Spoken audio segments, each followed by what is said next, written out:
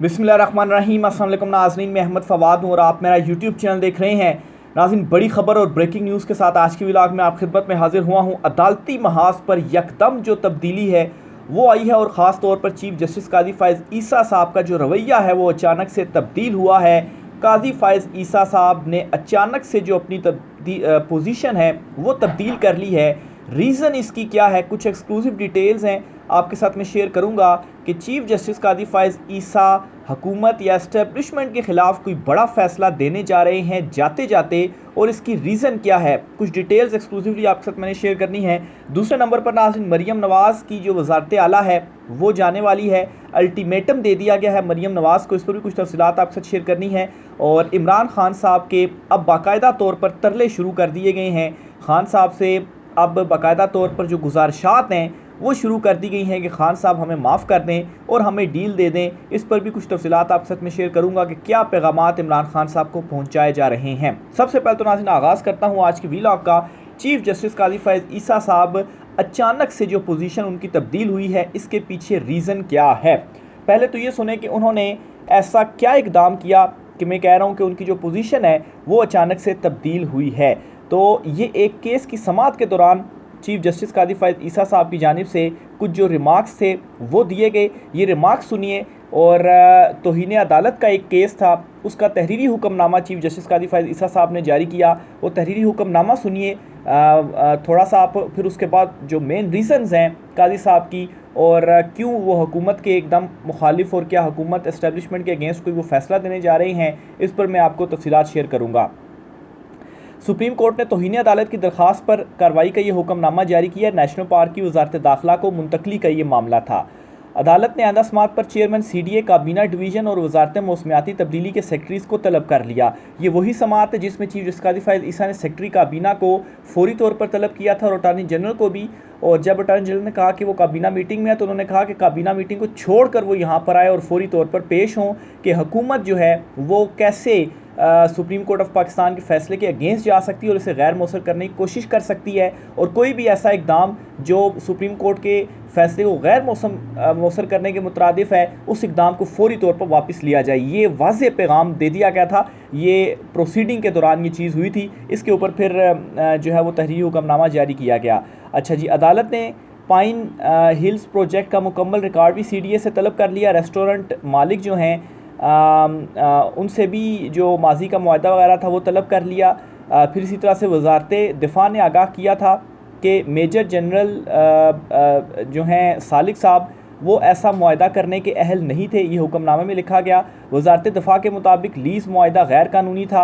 इसका बैकग्राउंड भी आपको बताता चलूँ कि ये मोनाल जो रेस्टोरेंट है उस हवाले से गुफ्तगू हो रही है, उस हवाले से चीज़ें लिखी गई हैं कि एक मुआहदा हुआ था उनके साथ और वो मुआहदा जी अब कहा जा रहा है जी कि वो गैर कानूनी था और मुनार रेस्टोरेंट को बंद कर दिया जाए और उनको सितंबर तक की डेडलाइन दी गई है कि आप ये रेस्टोरेंट बंद कर दें। सेक्रेटरी काबीना ने बताया कि लुकमान अली अफजल इनके छोटे भाई हैं।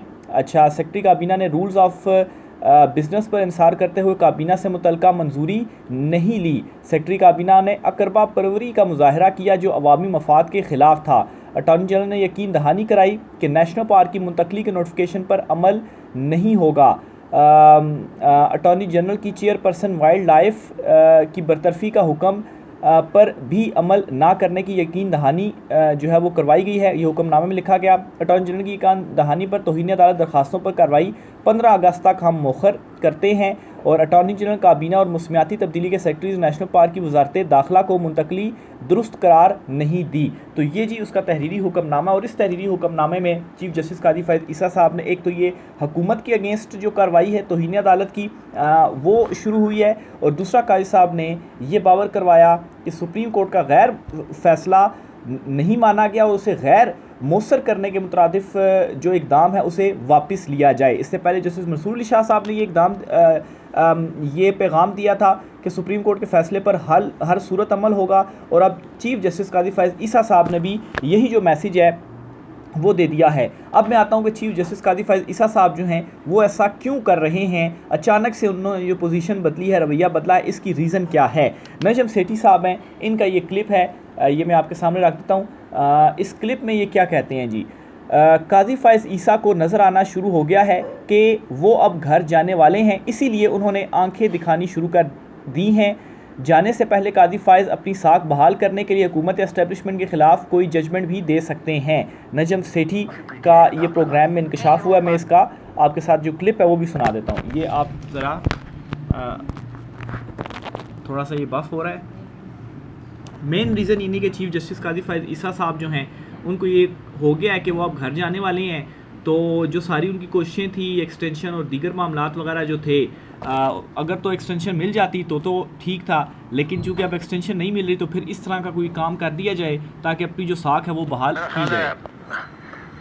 चीफ जस्टिस साहब को अब समझ आ गई है कि वो घर जा रहे हैं। अच्छा, और मंसूर अली शाह साहब जो है वो आ रहे हैं।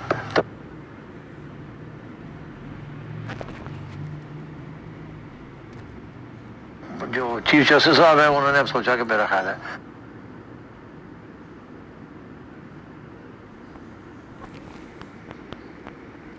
वक्त आ गया है कि मैं खड़ा हो जाऊं, मैं भी आंखें दिखाऊंगा।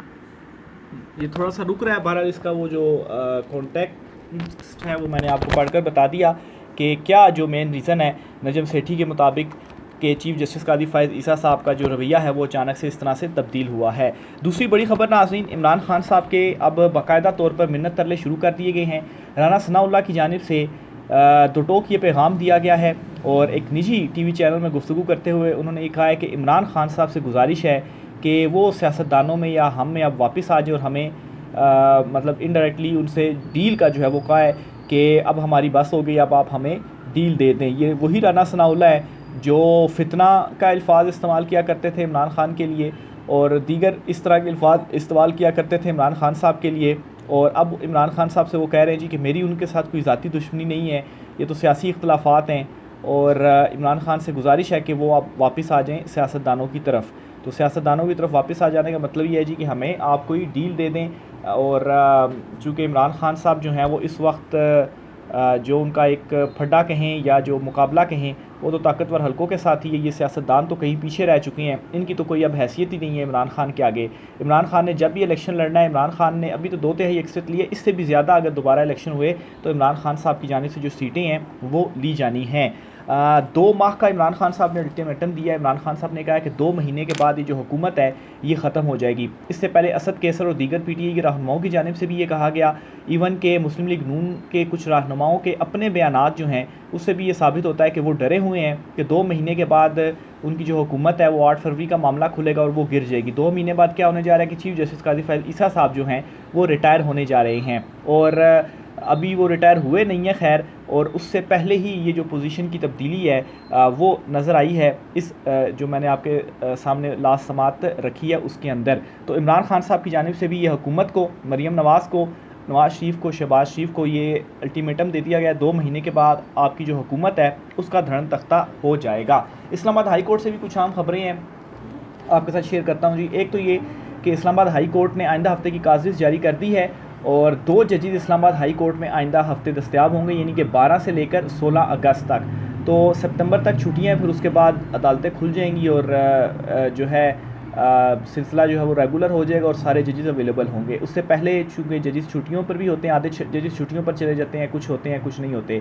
तो जो नेक्स्ट वीक का रोस्टर जारी हुआ है इस्लामाबाद हाई कोर्ट का, उसके मुताबिक सिर्फ 2 जजेस दस्तयाब होंगे और इसमें जी एक तो जस्टिस मियां गुल हसन औरंगज़ेब और जस्टिस बाबर सत्तार, ये 2 जजेस होंगे जो कि केसेस की समाअत के लिए दस्तयाब रहेंगे। चीफ जस्टिस आमिर फ़ारूक समेत दीगर जजेस तातीलात पर होंगे।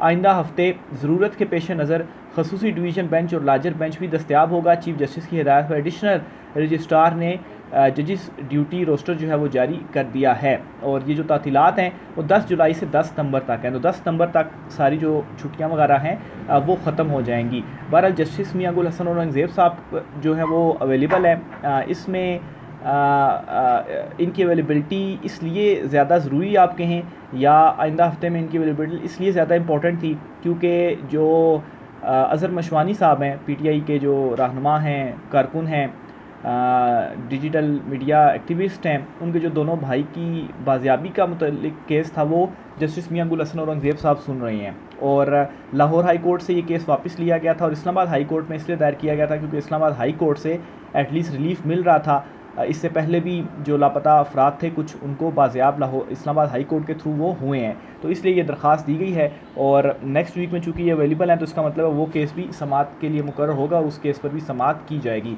ये नहीं होगा कि छुट्टियों के बाद तक वो चला जाए, क्योंकि ऑलरेडी 1 महीने से ज़्यादा हो गया है अज़हर मशवानी के जो दोनों भाई हैं वो इस वक्त लापता हैं। हाफ़िज़ नईमुर रहमान साहब ने अपना जो धरना है वो ख़त्म कर दिया है और आखिरी उन्होंने ख़िताब किया था कल शाम को रात के टाइम, और इसमें जी मुआहदा उनका हो गया। मुआहदा क्या हुआ कि मुआहदे पर अमल नहीं हुआ तो 44 दिन बाद इस्लामाबाद वापस आएंगे। बेसिकली हुकूमत की जानिब से इनसे टाइम लिया गया कि इस टाइम के अंदर हम जो बिजली है वो सस्ती कर देंगे, लेकिन जो ही ये मुआहदा हो रहा था कल शाम को ये अपना धरना क्लोजर कर रहे थे तो उसी दौरान ये इतला आई जी के जो बिजली है वो 2.5 रुपये फ़ी यूनिट महंगी कर दी गई है। तो इधर से धरना ख़त्म हुआ, मुआहदा ये हुआ जी कि हम बिजली सस्ती करेंगे और साथ ही 2.5 रुपये मज़ीद जो बिजली है उसे महंगा कर दिया गया। बहरहाल हाफ़िज़ नईमुर रहमान साहब जमात इस्लामी जो अमीर हैं वो ये कहते हैं कि 44 दिन के बाद यानी कि 45वें दिन 45 दिन का हमने इनको टाइम दिया है, इनके 1.5 महीना हमने इनको दिया है कि अगर हमारा जो मुतालबात हैं वो पूरे नहीं हुए और मुआहदे के ऊपर आपने अमल दरामद नहीं किया तो ये जो धरना हमने मौखर किया है इस धरने को हम दोबारा से इसका जो है वो धरना देने के लिए हम आ जाएंगे। तो मैं तो समझता हूँ खैर कि लॉलीपॉप दिया गया है, बहरहाल जमात इस्लामी मान गई है इसके ऊपर और 45 दिन है, देखें अब आगे मज़ीद क्या होता है। ग्रैंड अपोजिशन अलाइंस का इलेक्शन एक्ट को सुप्रीम कोर्ट में चैलेंज करने का ऐलान कर दिया गया है। लाहौर हाई कोर्ट में भी इलेक्शन एक्ट 2024 जो इन्होंने पास किया जिसमें 2 इन्होंने तरामीम की हैं वो चैलेंज किया गया था और अब जो ग्रैंड अलाइंस है जिसमें पाकिस्तान तहरीक इंसाफ, महमूद अशरफ़ी और दीगर पार्टीज़ जो हैं वो शामिल हैं जी, इन्होंने मजमूई तौर पर इनकी एक मीटिंग हुई, सेमिनार का इनेकाद हुआ और उसके बाद इन्होंने ये डिसीजन लिया कि इस इलेक्शन एक्ट को हम सुप्रीम कोर्ट ऑफ पाकिस्तान में चैलेंज करेंगे।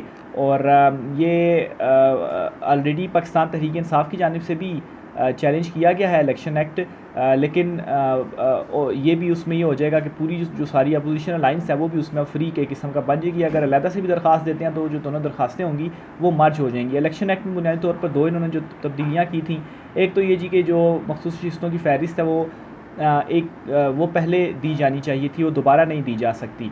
तो सुप्रीम कोर्ट ऑफ पाकिस्तान ने PTI को चूँकि कहा था कि आप जो फ़हरिस्तें हैं वो अपनी नई जमा करवा दें, क्योंकि पहले वाली फ़हरिस्तें तो फिर वो उसमें तब्दीली हुई है और PTI ने नई फ़हरिस्त जमा करवा दी थी। और फिर इसी तरीके से जो दूसरी इसमें थी कि जो कोई भी जो उम्मीदवार है अगर वो एक मरतबा एक पार्टी का उसने सर्टिफिकेट दे दिया तो दूसरी पार्टी का सर्टिफिकेट नहीं दे सकता। तो PTI के जो आज़ाद उम्मीदवार थे उन्होंने एक मरतबा सुन्नी इत्तेहाद कौंसिल का दे दिया हुआ है, तो इसलिए अब वो PTI का नहीं दे सकते। हालांकि सिनेरियो जो है वो तब्दील है, वो उन्होंने पहले PTI का ही दिया था लेकिन उसको एक्सेप्ट नहीं किया गया, तो इस वजह से उन्होंने सुन्नी इत्तेहाद का दिया। तो ये बेसिकली 2 तरामीम थी जिसे चैलेंज किया गया और बज़ाहिर ये सुप्रीम कोर्ट ऑफ पाकिस्तान के फ़ैसले को गैर मौसर करने का एक इक़दाम था, जो कि सुप्रीम कोर्ट ऑफ पाकिस्तान के चीफ जस्टिस कादी फ़ाइज़ ईसा और जस्टिस मंसूर अली शाह दोनों की जानिब से वाज़ेह पैगाम आ गया है कि ऐसे किसी इक़दाम को वापस लिया जाए और अगर सुप्रीम कोर्ट के फ़ैसले को गैर मौसर करने की कोशिश की गई या इसके ऊपर इम्प्लीमेंट नहीं किया गया तो फिर क्या होगा कि तौहीन अदालत की जो कार्रवाई है वो होगी। जस्टिस मंसूर अली शाह साहब ने क्लियर मैसेज दे दिया हुआ है कि अमल दरामद किसी भी फ़ैसले पर नहीं होगा तो तौहीन अदालत होगी, कोई इदारा या फ़र्द उसके पास कोई ऑप्शन नहीं है मासवा इसके कि वो सुप्रीम कोर्ट ऑफ पाकिस्तान के फ़ैसले के ऊपर इम्प्लीमेंट करे। तो वो जो इख्तलाफी नोट था जिसमें कहा गया जी कि गैर आइनी फ़ैसला हो तो उसके ऊपर इम्प्लीमेंट ना किया जाए, तो वो तरहीब अब काम नहीं आएगी, क्योंकि जस्टिस मंसूर अली शाह साहब ने तफसीली फ़ैसला देने से पहले ही अपने एक केस के अंदर ये चीज़ क्लियर कर दी है। पीपल्स पार्टी और नून लीग में गवर्नर सिंध की तब्दीली पर इत्फाक हो गया है। नून लीग की जानिब से तजवीज़ करदा नाम बशीर मेमन को गवर्नर सिंध बनाए जाने का जो फ़ैसला है वो कर लिया गया है। MQM के जो गवर्नर थे जी कामरान टिसोरी साहब अभी भी हैं, इन्हें तब्दील करने का फ़ैसला किया गया है। पीपल्स पार्टी और नून लीग में गवर्नर सिंध की तब्दीली पर इत्फाक हो गया है। नून लीग की जानिब से तजवीज़ करदा नाम पर पीपल्स पार्टी को राज़ी कर लिया गया है। बशीर मेमन साबिक DG/FIA और नून लीग सिंध के सदर भी हैं। ज़राए का कहना है कि मुस्लिम लीग नून की जानिब से गवर्नर सिंध की तब्दीली के लिए MQM को भी एतमाद में लिया गया है। गवर्नर सिंध कामरान टिसोरी ने वज़ीर-ए-आज़म शहबाज शरीफ का PAF बेस शाहराह फैसल पर इस्तकबाल किया। वज़ीर-ए-आज़म ने कराची दौरा की मसरूफियात में सबसे पहले एक्सपो सेंटर में इफ्ताही तकरीब में शिरकत की। गवर्नर सिंध भी तकरीब में मौजूद थे। तो बहरहाल जी MQM अपनी एक तो उनकी जो तनख्वाह है वो थोड़ी सी कम कर दी गई है, लेकिन कम तनख्वाह के ऊपर भी MQM अपना जो काम है वो जारी करेगा। और गवर्नर सिंध अब MQM का नहीं बल्कि नून लीग और पीपल्स पार्टी में जो इत्तेफाक हुआ उसके मुताबिक नया गवर्नर सिंध होगा। राय का साथ कीजिएगा। आज के व्लॉग से इतना ही, इजाज़त दीजिए। अल्लाह हाफ़िज़।